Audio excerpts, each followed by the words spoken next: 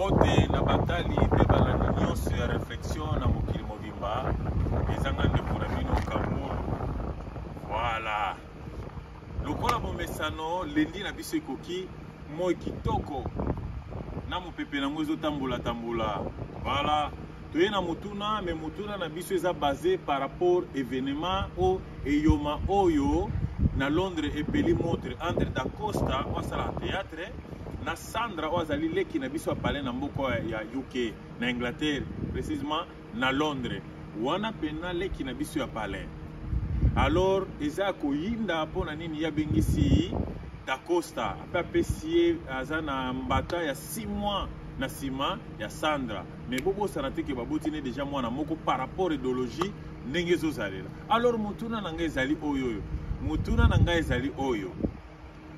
To mona kamibali to bengisaka basi na Afrique ekriaka nango problème te. Mais na kam lezo koma ke mwasi abengisi mubali na Afrique. Hold on. Abengisi mubali na Afrique pona ya poto nde komi problème.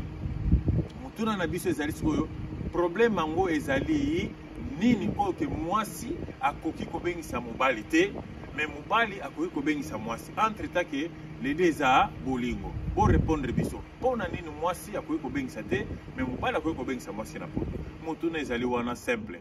Merci to enjoy weather. Sukaina. Thank you.